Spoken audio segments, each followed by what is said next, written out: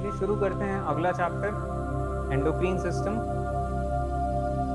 तो endocrine system control and coordination का ही हिस्सा है। तो हम जैसे अलग अलग सिचुएशंस में इस चीज़ को देखते हैं कि हमें नर्वस सिस्टम की ज़रूरत तो है ही कि हमारा बॉडी प्रॉपर तौर पे काम कर सके, साथ ही साथ हमें हॉर्मोन्स की भी ज़रूरत पड़ती है कि हम अचानक से हमने कोई डेंजर देखा तो हम अचानक से भाग सकें। तो हमें ये तो ज़रूरत है कि बॉडी कोऑर्डिनेटेड वे में चल सके, हम इमेज प्रोसेस करके उसे डेंजर के तौर पे देख सकें, लेकिन साथ ही साथ हमारा रेस्पिरेशन तेज हो जाए, ब्रीदिंग तेज हो जाए एंड ग्लूकोज और ज़्यादा सिक्रीट हो, बॉडी में एनर्जी आए और नॉन यूजफुल चीज़ें बंद हो जाएं। तो ये जो प्रॉपर कोऑर्डिनेशन है, ये नर्वस सिस्टम के साथ साथ ये एंडोक्रीन सिस्टम कहा जाता है, ऐसे हॉर्मोन्स के सिस्टम को जिसके चलते इन दोनों के मिलने से जाके हमारा बॉडी प्रॉपर तौर पे काम कर पाता है। तो अब यहां से ये चीज आती है, नीड फॉर रेगुलेशन। हमें ह्यूमन बॉडी में रेगुलेशन की जरूरत क्यों पड़ती है? तो पहली बात तो ये कि जितने भी हम एक्शंस करते हैं, ये एक्शंस ये जरूरी है कि हम बिल्कुल प्रॉपर टाइम पे सारे एक्शंस हों एंड करेक्ट सीक्वेंस में हों, जिस सीक्वेंस में है एंड जिस टाइमिंग में है, वरना आप गिर जाएंगे या फिर जो भी एनीथिंग, किसी भी सेंस में ये चीज हो सकती है कि डाइजेशन में भी ये होने से पहले ये चीज होगी, किसी भी सेंस में। तो एक करेक्ट सीक्वेंस जरूरी है और प्रॉपर टाइमिंग जरूर, तब जाके कोऑर्डिनेटेड चीज सामने आती है। पहली बात तो ये। एंड दूसरी बात, हमारा बॉडी मिलियंस ऑफ सेल्स से मिलके बना है और ये सेल्स बहुत डेलिकेट सिस्टम है। तो इस सेंस में टेम्परेचर एक लेवल से ऊपर नहीं होना चाहिए, एक लेवल से नीचे नहीं होना चाहिए। और जितने भी अलग अलग चीजों के लेवल्स हैं, चाहे नमक का लेवल हो, चाहे यूरिया का लेवल हो, चाहे यूजफुल प्रोडक्ट्स, चाहे यूजलेस प्रोडक्ट्स, वेस्ट प्रोडक्ट्स, हर चीज का एक मिनिमम एंड मैक्सिमम है। इससे ज्यादा भी नहीं चलेगा, इससे कम भी नहीं चलेगा। एक पर्टिकुलर एनवायरमेंट है, उस एनवायरमेंट में ढंग से सेल्स काम कर पाएंगे। अगर वो एनवायरनमेंट इनको नहीं मिला तो सेल्स मरने लग जाएंगे और अल्टीमेटली लीड करेगा आपकी डेथ को। तो balance of temperature, minerals, water, ions etcetera, ऐसे बहुत सारी चीजों का बैलेंस रहेगा बॉडी में, तब जाके बॉडी के सेल्स ढंग से काम कर पाएंगे। तो ये बैलेंस बनाने में भी बहुत बड़ा रोल निभाते हैं ये एंडोक्रीन सिस्टम। हमारे बॉडी में सोडियम एक लेवल पे होना चाहिए, इस लेवल से कम है तो भी बॉडी में दिक्कतें शुरू हो जाएंगी, ज्यादा हो जाएगा तो भी दिक्कतें शुरू हो जाएंगी। और ये जो फाइट एंड फ्लाइट रिस्पॉन्स जिसकी बात हमने करी, तो इसके लिए भी ये सिस्टम्स का आपस का कोऑर्डिनेशन जरूरी है। तो इन सब के चलते हमें जरूरत होती है एंडोक्रीन सिस्टम की। तो एक तरफ से देखना शुरू करते हैं। सबसे पहले देखते हैं ये जो चीज है जिसको हम कहते हैं फाइट एंड फ्लाइट रिस्पॉन्स, कि आप या फिर लड़ सको या भाग सको। और इस चीज को ये बहुत इंस्टेंटेनियसली होना पड़ेगा, क्योंकि ऑब्वियसली आपने रिस्क देखा है, डेंजर देखा है, तभी अचानक से flight and flight response activate हुआ है। तो शुरुआत होती है कि आपकी जो भी सेंसेस हैं, चाहे आपका विजन हो, हियरिंग हो, कोई भी सेंस अपने सारे इनपुट ब्रेन के इस पार्ट को देता है, जाके इस पार्ट को नहीं, एक्चुअली थैलेमस को देता है। थैलेमस वो रिले सेंटर है जो कि सारे इनपुट लेता है और प्रोसेस करता है कि जो इंपॉर्टेंट हो वो ब्रेन को बताया जाए। तो जब ब्रेन को वो एक डेंजर का साइन देता है, तो थाइमस के जस्ट बगल में या कह लीजिए नीचे ही एक ग्लैंड होता है, हाइपोथैलेमस, जिस चीज के बारे में हम डिस्कस कर भी चुके हैं। हाइपोथैलेमस ये डायएन्सेफेलॉन का हिस्सा था।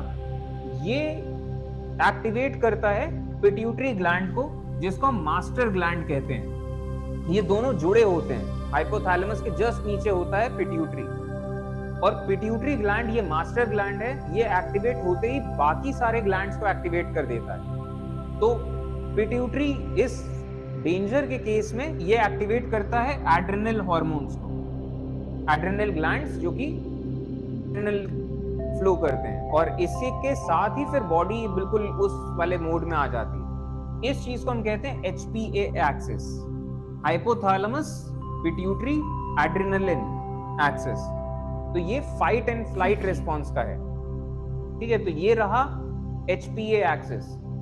यहां ब्रेन में ही आपको हाइपोथैलेमस मिलेगा, यहीं पे इसके जस्ट नीचे आपको मिलेगा पिट्यूटरी, और एड्रिनल ग्लैंड्स किडनीज के टॉप पे सिचुएटेड होते हैं, दोनों किडनीज के टॉप पे। तो ये रहा HPA एक्सिस। तो ये फाइट एंड फ्लाइट रिस्पॉन्स हो गया। इसके बाद अब पहले तो चलिए इसी को देख लेते हैं, जैसे कि होता कैसे है। ये हाइपोथैलेमस का पार्ट है, ये जो अपर पार्ट ये आपको दिख रहा है ये हाइपोथैलेमस है। ये कॉर्टिकोट्रोपिन हार्मोन रिलीज करता है जिसे CRH कहते हैं।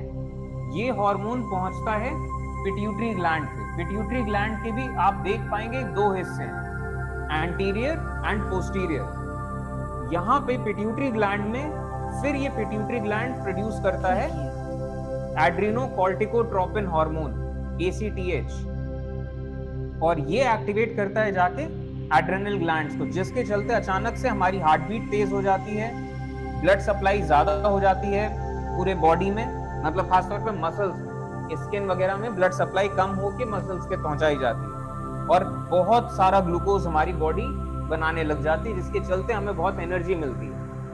और जब ये कॉर्टिसोल लेवल जब थोड़ा सा ब्लड में ज्यादा हो जाता है, तो यही चीज ये पूरा ब्लड सर्कुलेट तो बॉडी में ही कर रहा है। हाइपोथैलेमस फिर से इस चीज को एक सेंस करता है कि अब ये कॉर्टिसोल लेवल काफी हो गया है, तो अब इसका सिक्रीशन बंद करता है, और वैसे भी सिग्नल मिल जाता है कि डेंजर गया। तो ये नेगेटिव फीडबैक लूप होता है, इस चीज को कहते हैं नेगेटिव फीडबैक लूप। ये दूसरे टाइप का, ये जो हार्मोन्स इस तरीके से निकाले, ये सिग्नल भेजता है कि आपको और ज्यादा ये रिलीज नहीं करना है। एंड यहाँ इसके बाद फिर पैरासिम्पैथेटिक सिस्टम एक्टिवेट होता है और बॉडी रिलैक्सेशन मोड की तरफ जाती है। तो ये तो फाइट एंड फ्लाइट रिस्पॉन्स हो गया। दूसरी तरफ अगर हम ये वाली चीज देखें कि बॉडी में इस लेवल की चीजें ज्यादा नहीं होनी चाहिए, और अगर ज्यादा होती हैं तो क्या किया जाए, इस लेवल से कम नहीं होना चाहिए। अब जैसे बॉडी में एक डेफिनेट लेवल ऑफ ग्लूकोज चाहिए, इससे कम हुआ तो भी दिक्कत है, इससे ज्यादा हुआ तो भी दिक्कत है। तो कोई ऑर्गन होना चाहिए जो देखे एंड इम्प्लीमेंट भी करवा पाए कि ब्लड ग्लूकोज लेवल ज्यादा है तो कम कर दे, और कम है तो बढ़ा दे। तो ये यहाँ फाइट एंड फ्लाइट रिस्पॉन्स नहीं है, लेकिन ये सब चीजें इसके अंदर आती है, जिसको हम कहते हैं मेटाबॉलिज्म एंड होम्योस्टेसिस। हमारे बॉडी का टेम्परेचर सही होना चाहिए, और ये सब जब मेटाबॉलिज्म होम्योस्टेसिस सही रहता है, तब ये चीज हो पाती है कि आप टाइम पे जगें, टाइम पे सोएं, एनर्जेटिक रहें, और जो प्रॉपर एक हेल्दी के सेंस में होता है। और अगर इसमें कोई दिक्कत है, तो जैसे कि एग्जांपल मान लीजिए थायराइड एक हार्मोन होता है, कई लोगों में थायराइड ज्यादा होने लगता है, तो इसके नतीजे में कई बार होता है वो बहुत एनर्जेटिक फील करते हैं, रात में जल्दी नींद नहीं आती है, और काफी ज्यादा मतलब वो एनर्जेटिक इस तरीके से इतना लंबे टाइम के दौरान वो एंजाइटी में कन्वर्ट हो जाता है कि वो उनको रिलैक्सेशन नहीं हो रहा है, और फिर इसके चलते और भी बहुत सारी बीमारियों की तरफ वो बढ़ते हैं। आगे हम जैसे देखेंगे तो ये सब चीजें आती है कि एक बैलेंस बना रहे बॉडी के टेम्परेचर का, वाटर लेवल का, बाकी सारे मिनरल्स एंड आयंस के लेवल का। ये कैसे संभलता है, तो इसे कहते हैं HPT axis, hypothalamus pituitary. Pituitary master gland है, तो जैसे इसने एड्रिनल को एक्टिवेट किया, ये जाता है थायराइड के पास। थायराइड मेन हार्मोन है, मतलब मेन ग्लैंड है इसका मेटाबॉलिज्म के सेंस में। इसके अलावा और भी हार्मोन्स हैं जो इसी के बारे में चैप्टर है जो हम देखेंगे। तो एग्जाम्पल के सेंस में किस तरीके से ये पूरा सिस्टम काम करता है, तो जैसे मान लीजिए कि आप कहीं पे गए और आप ये गर्म कपड़े ले जाने भूल गए, और अचानक से रात हो गई, ठंडी हो रही है, आपको ठंडक लग रही है, तो ब्लड का टेम्परेचर कम होगा, वही ब्लड पूरे बॉडी में जा रहा है, वही ब्लड जाएगा हाइपोथैलेमस में। तो हाइपोथैलेमस इस चीज को सेंस करेगा कि ब्लड का टेम्परेचर इतना ठंडा नहीं होना चाहिए, तो ये एक तरीके से आपका टेम्परेचर रेगुलेटर।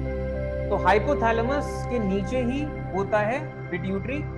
हाइपोथैलेमस बोलेगा पिट्यूटरी को कि आपको ब्लड का टेम्परेचर बढ़ाना है, तो पिट्यूटरी रिलीज करेगा TSH, थायराइड स्टिमुलेटिंग हार्मोन, कि थायराइड को बताएगा कि ब्लड टेम्परेचर कम हो रहा है। तो अब ये थायराइड एक्टिवेट होगा, और थायराइड हार्मोन जब एक्टिवेट होगा तो ब्लड के मतलब ये बॉडी के अलग अलग पार्ट्स में ये उस हार्मोन को पहुंचाएगा, जिसके चलते थायरोक्सिन जो हार्मोन है मेटाबॉलिज्म को बढ़ाता है।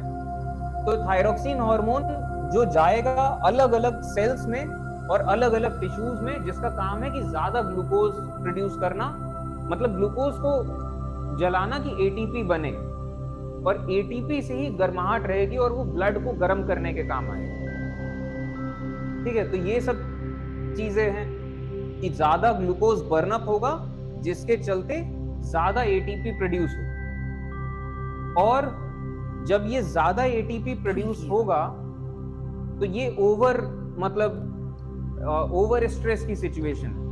अब मान लीजिए ये तो ठीक है, यहाँ तो बॉडी बाद में रिलैक्स हो गई। मान लीजिए कि ये वाली चीज कई बार ऐसा होता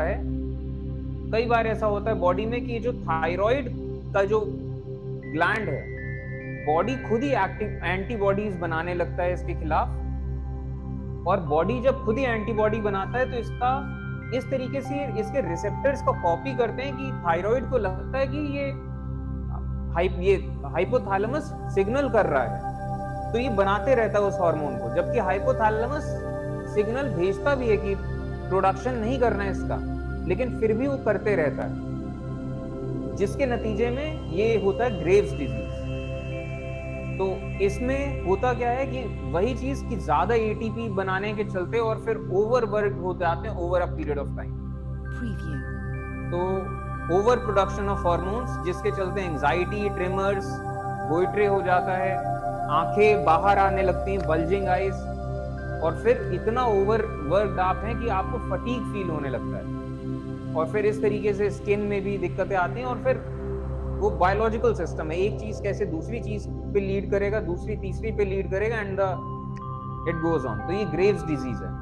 तो हम इन सब अलग अलग चीजों के बारे में जानेंगे। तो ये एक बेसिक ओवरव्यू मैंने बताया कि किस तरीके से हमारा बॉडी में टेम्परेचर का एक बैलेंस रहता है, आयंस का एक बैलेंस रहता है, और हर चीज का एक बैलेंस बनाना जरूरी है। तो नर्वस सिस्टम और ये एंडोक्रीन सिस्टम, ये एक दूसरे के साथ मिलके इस बॉडी को पॉसिबल कर पाते हैं। ठीक है, तो अब यहाँ से जैसे शुरू होते हैं the need for regulation of body activities.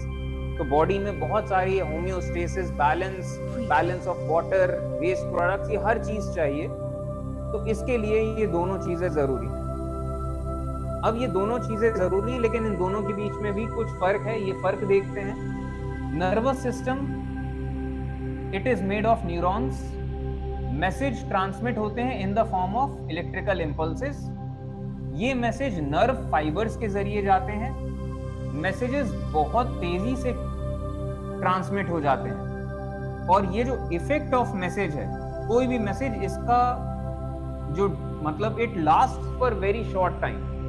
कोई भी रिफ्लेक्स आया, कुछ चेंज कर दिया आपने, और यहाँ पे सेंस ऑर्गन्स हैं जो कि रिसेप्टर्स हैं।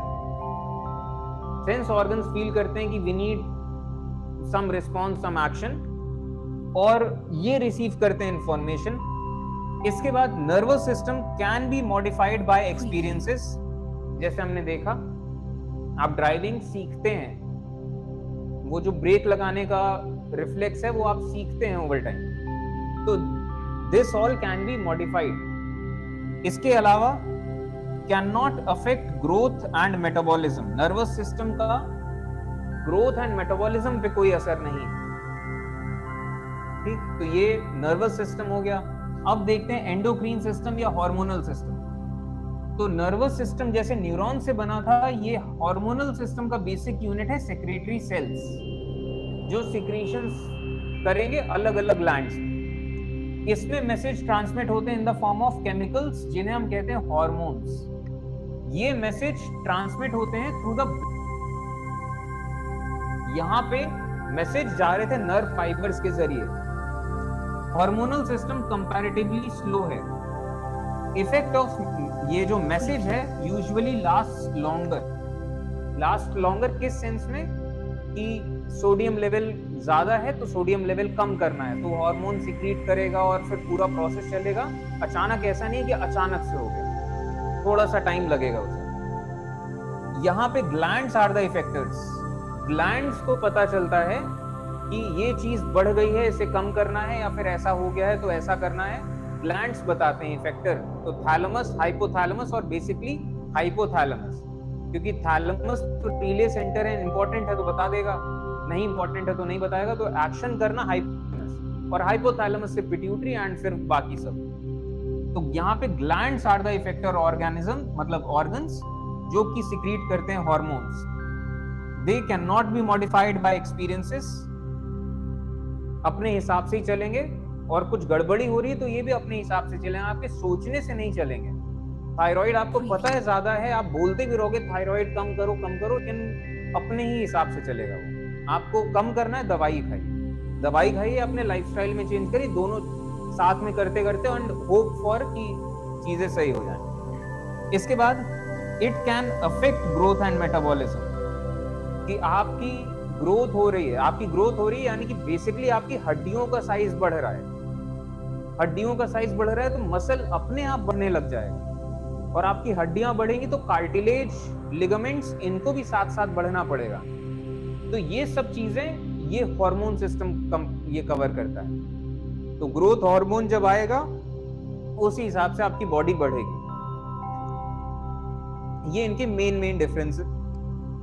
अब जितना भी बड़ा क्वेश्चन आए उसी हिसाब से आप इसको छोटा बड़ा कर सकते हैं। अब यहां से आए जनरल प्रॉपर्टीज ऑफ हार्मोन्स। तो बेसिक प्रॉपर्टीज तो अभी तक हमने देख ही लिया है, और देखते हैं। तो हार्मोन्स ये कुछ स्पेशलाइज्ड ग्लैंड्स में प्रोड्यूस होते हैं, और ये डायरेक्टली ब्लड स्ट्रीम में जाते हैं, और इसी वजह से इन्हें एंडोक्रीन कहा जाता है या डक्टलेस।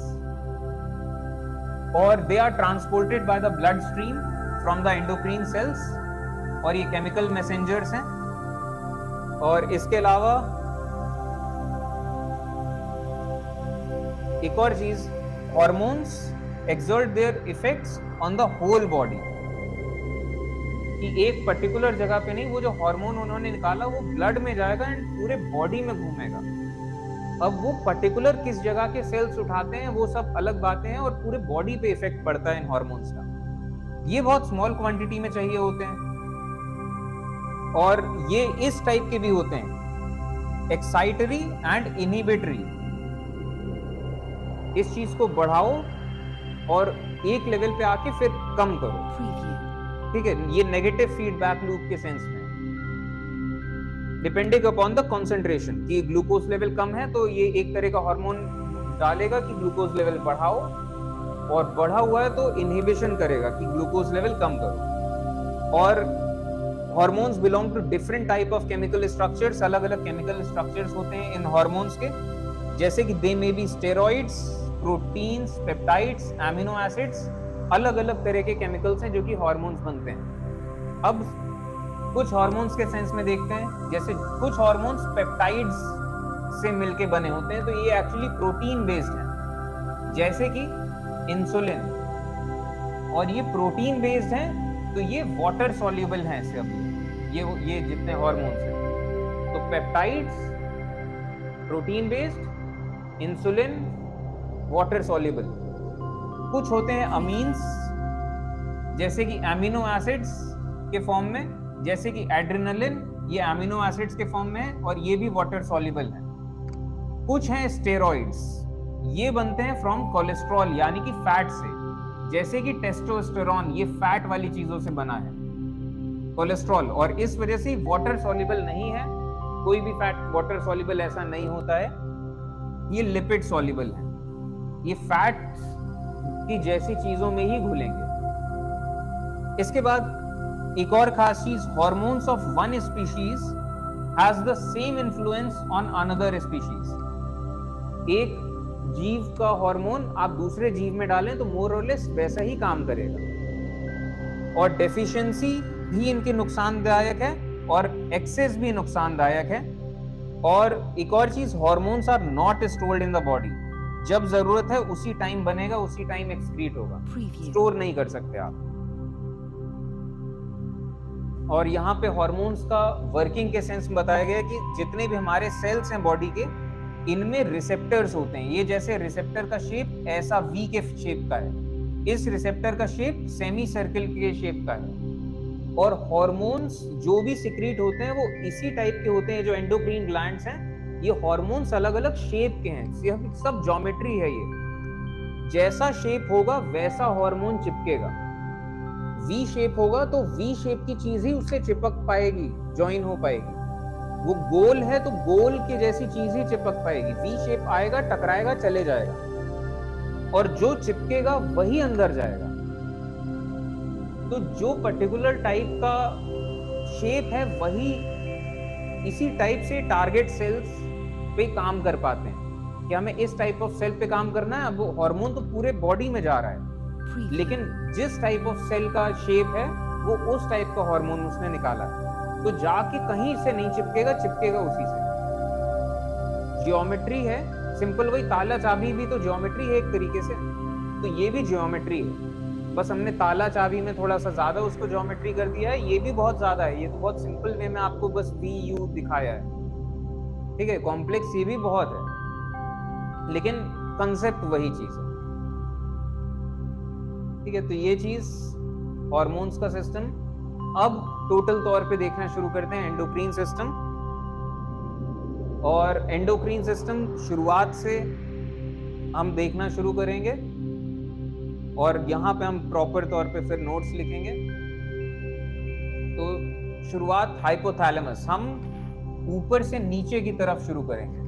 तो पहले ब्रेन के आएंगे, हाइपोथैलेमस, पिट्यूटरी, फिर उसके बाद यहां से अब चलिए इसको देख ही लेते हैं। यहाँ पे पहले हाइपोथैलेमस, इसके बाद पिट्यूटरी, यहीं पे आएगा एक पीनियल ग्लैंड। पीनियल ग्लैंड का वैसे एज सच टॉपिक के तौर पे जिक्र नहीं, लेकिन थोड़ा सा देखेंगे इसे। फिर गले वाले हॉर्मोन्स, गले में है थायराइड, एंड थायराइड से लगा हुआ है पैराथायराइड। फिर पेट की तरफ आएंगे, एड्रिनल और पैंक्रियास को डिस्कस करेंगे, और लास्ट में फिर ये रिप्रोडक्शन की चीजें। तो वुमेन्स में ओवरी होती है, मेन में टेस्टिस होती है।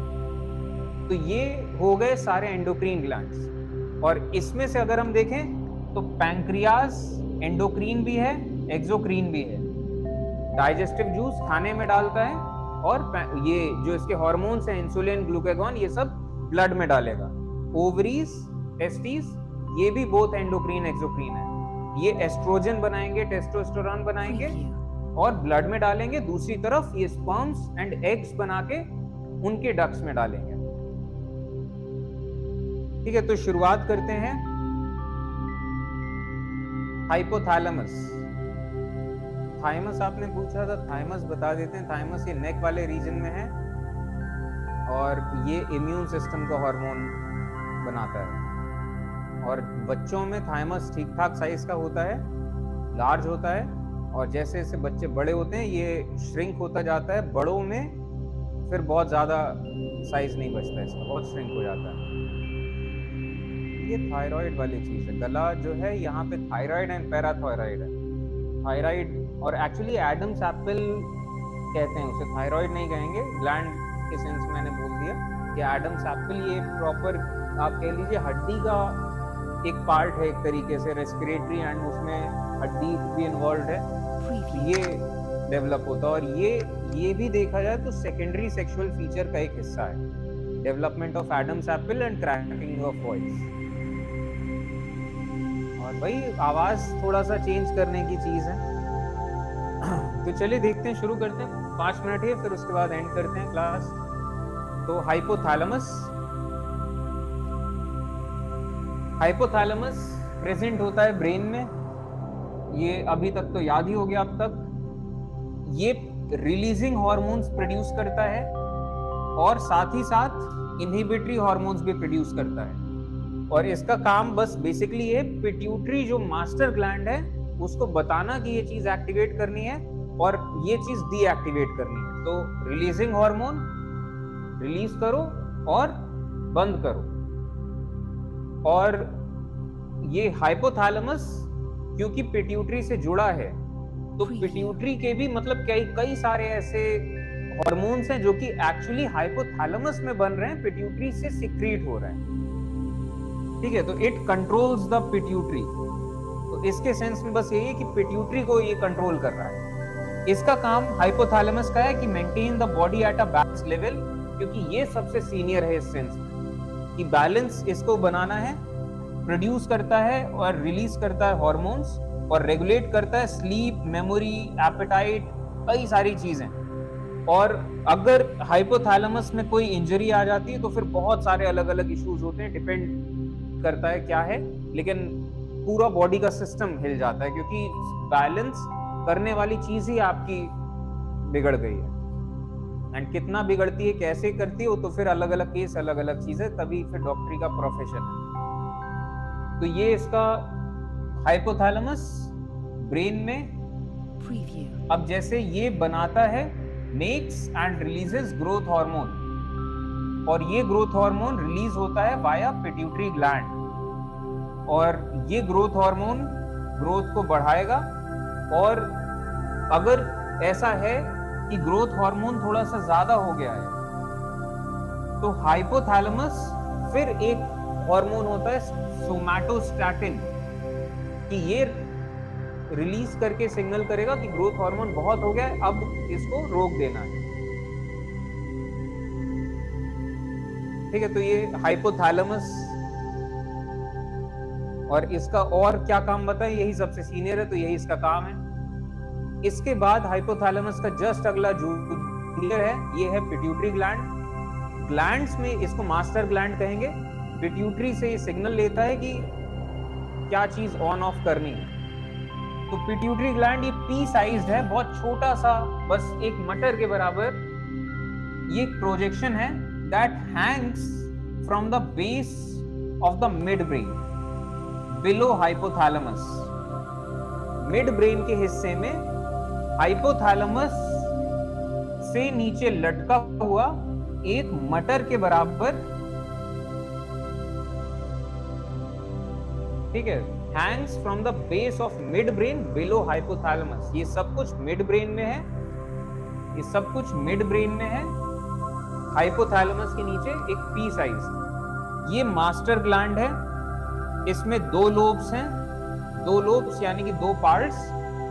तो ये जैसे आपको दिख रहा है और ये दूसरा दिख रहा है। तो सामने वाला हिस्सा एंटीरियर लोब, ये एंटीरियर पिट्यूटरी है, और पीछे वाला हिस्सा ये पोस्टीरियर पिट्यूटरी है। Preview. और कई सारे जो लोअर एनिमल्स होते हैं इनमें इंटरमीडिएट लोब भी होता है, कि बीच में एक और के लोब के जैसा है, तो 3 लोब के जैसा नजर आता है। लेकिन ह्यूमंस में सिर्फ 2 ही लोब्स होते हैं, एंटीरियर पोस्टीरियर। तो ये, और इस तरीके से इसका पूरा स्ट्रक्चर है, एनाटॉमी। अब देखते हैं hormones from the anterior posterior, मतलब पिट्यूटरी। तो सबसे पहले ग्रोथ हार्मोन, जिसको हम कहते हैं जीएच, और सोमैटोट्रोपिन। सोमैटोट्रोपिन का मतलब होता है बॉडी स्टिमुलेटिंग। तो ग्रोथ हार्मोन के सेंस में अगर कम होता है तो हाइट छोटी रह जाती है, जिसको हम कहते हैं ड्वार्फिज्म। ग्रोथ हार्मोन ज्यादा हो गया तो जाइजेंटिज्म, जायंट से ये वर्ड आया है, जाइजेंटिज्म। Preview. और अगर ओवर सिक्रीशन होता है इन अडल्ट्स, बचपन में अगर ये होता है तो ड्वार्फिज्म, जाइजेंटिज्म, ग्रोथ हार्मोन ज्यादा होने लगा या कम होने लगा। और अगर अडल्ट्स में ओवर सिक्रीशन अब होने लगा तो अब तो आपकी हाइट एज सच जितनी है उस सेंस में तो नहीं बढ़ेगी, लेकिन आपकी हड्डियां जरूर बढ़ेंगी। तो आपके जबड़ों में ये चीज फील होने लगेगी, आपके चेहरे में, आपके हाथों में, आपके फीट में, आपकी नाक बड़ी हो जाएगी, आपके लिप्स थिक हो जाएंगे, और इस कंडीशन को कहते हैं एक्रोमेगाली।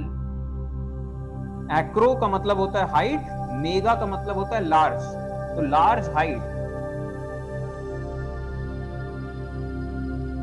ठीक, और इसके बाद थायराइड स्टिमुलेटिंग हार्मोन, जो कि थायराइड को जाके डायरेक्ट करेगा। गोनाड स्टिमुलेटिंग हार्मोन, यानी कि जो सेक्स ऑर्गन्स को स्टिमुलेट करना, टेस्टोस्टेरोन और ये सब। और एड्रीनोकोर्टिकोट्रोपिन, यानी कि एड्रिनल ग्लैंड को। तो HPA एक्सिस का A भी है, HPT एक्सिस का T भी है, और इसके साथ रिप्रोडक्टिव पार्ट्स का भी है। तो ये अलग हो गया, बाकी ग्रोथ हार्मोन।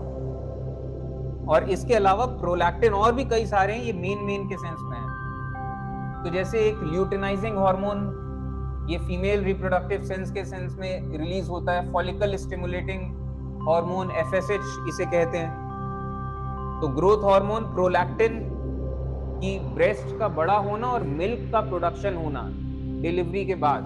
तो प्रोलैक्टिन, लैक्टिन यानी कि मिल्क, तो प्रोलैक्टिन इस तरीके से याद रखिए कि माँ बच्चे को दूध पिला पाए, दूध बन पाए, तो ये हार्मोन बहुत जरूरी है। थायरोट्रोपिन, TSH, एड्रिनोकोल, ये कोल्टिन, adrenal gland, follicle stimulating hormone, follicles बनाने के लिए ल्यूटिनाइजिंग हार्मोन LH, एंड तो ये सब एंटीरियर पिट्यूटरी हो गया। अब इसके बाद आते हैं पोस्टीरियर पिट्यूटरी। पोस्टीरियर पिट्यूटरी का हम जिक्र देख चुके हैं, कहां पे? Excretory systems. तो एक्सक्रीटरी सिस्टम्स में हमने देखा था ADH, एंटी ड्यूरेटिक, जो हार्मोन ये चीज बताता है कि कितना वाटर एब्जॉर्प्शन किडनीज करेंगे, रीअब्जॉर्प्शन। इसको वैसोप्रेसिन भी कहते हैं। इसका काम क्या क्या है कि कंस्ट्रिक्ट्स ब्लड वेसल्स को थोड़ा सा रोक देगा, जिसके चलते ब्लड प्रेशर थोड़ा सा बढ़ जाएगा। किडनीज में ये रीअब्जॉर्प्शन ऑफ वाटर को करता है। डेफिशिएंसी ऑफ अगर ADH होता है तो रीअब्जॉर्प्शन ऑफ वाटर थोड़ा सा कम हो जाता है, जिसके चलते डायबिटीज इंसिपिडस, ये टर्म हमने यूज किया था। तो इसमें फ्रीक्वेंट यूरिनेशंस, ADH की कमी यानी कि वाटर रीअब्जॉर्प्शन कम हो रहा है, तो यानी कि यूरिन ज्यादा बन रहा है। यूरिन ज्यादा बन रहा है तो ज्यादा बार यूरिनेशन होगा, आपकी बॉडी से H2O ज्यादा लूज होगा। और इस चीज को कि ज्यादा यूरिनेशन हो रहा है, वाटर लॉस हो रहा है, इसको वाटर डायबिटीज कहते हैं, या जिसको डायबिटीज इंसिपिडस। और इसके अलावा पोस्टीरियर पिट्यूटरी से निकलता है ऑक्सीटोसिन हार्मोन। ऑक्सीटोसिन, इसका लिटरल मीनिंग के सेंस में शार्प चाइल्ड बर्थ। और इसका काम क्या क्या है कि कंट्रैक्शन ऑफ यूट्रस, जब डिलीवरी होती है तो यूट्रस के वॉल्स कंस्ट्रिक्ट होते हैं, जिसके चलते जो बच्चा है यूट्रस से बाहर की तरफ आता है। तो ये ऑक्सीटोसिन हार्मोन सिग्नल करता है यूट्रस के वॉल्स को कि आप कंस्ट्रिक्ट हो जाइए। लैक्टेशन, कि मां की बॉडी में दूध बनना शुरू हो। इसके अलावा बॉन्डिंग, ये तो फिजिकल चेंजेस वाली बातें हुई। ये मेंटल एंड इमोशंस वाली बातें। वही हार्मोन बॉन्डिंग क्रिएट करता है कि माँ बच्चे के बीच, बच्चे के अंदर वो ऑक्सीटोसिन रिलीज हो रहा है कि वो माँ को देख रहा है, पहचान रहा है। ये इसको लव हार्मोन भी कहते हैं, प्यार मोहब्बत वाले हार्मोन यही है। एंड कनेक्शंस, देश प्रेम हो, चाहे जो भी, कि मैं अपने इनके लिए जान दे सकता हूँ, ये वो, ये सब जो चीज है वो पैट्रियोटिक फिल्म देख के, और वो सब कहीं ना कहीं ये ऑक्सीटोसिन, बॉन्डिंग किसी भी सेंस में। और ये निकलता कहां से? Posterior pituitary. Preview. तो अब इनके थोड़ा सा और जैसे देखते हैं, मतलब वही चीज और कुछ पॉइंट्स। तो एंटीरियर पिट्यूटरी, एक तरफ ग्रोथ हार्मोन, चाइल्डहुड में कम है तो डॉर्फिज्म, चाइल्डहुड में ज्यादा है जायंटिज्म, अडल्ट में एक्रोमेगाली। इसके बाद ट्रॉपिक हार्मोन्स, जो कि दूसरे हार्मोन्स को ये स्टिमुलेट करते हैं। तो इधर थायराइड, एड्रिनल, गोनाड्स का हम देखते हैं तो फॉलिकल स्टिमुलेटिंग हार्मोन, ये स्टिमुलेट करता है एग फॉर्मेशन। फॉलिकल, ये चीज कि ओवरीज में जो फॉलिकल्स बनते हैं, तो फॉलिकल्स को सिग्नल देना कि अब आप डेवलप करो एग को, तो ये फॉलिकल स्टिमुलेटिंग हार्मोन यहां से आया। इसके बाद ल्यूटिनाइजिंग हार्मोन LH, ये स्टिमुलेट करता है फॉर्मेशन ऑफ कॉर्पस लुटेटियम, कि जब ये जो फॉलिकल आया, फॉलिकल के अंदर एग है, तो जब एग निकल जाता है तो वो फॉलिकल जो बचा वो LH सिक्रीट करता है बॉडी को दिखाने के लिए कि एग निकल गया, अब आप यूट्रस को तैयार करो। ये और कई सारे ऐसे हार्मोन्स निकालता है। और टेस्टीज में प्रोड्यूस करता है टेस्टोस्टेरोन। तो LH सेक्सुअल हार्मोन है दोनों के लिए, और बाकी प्रोलैक्टिन जो मिल्क सिक्रीशन में।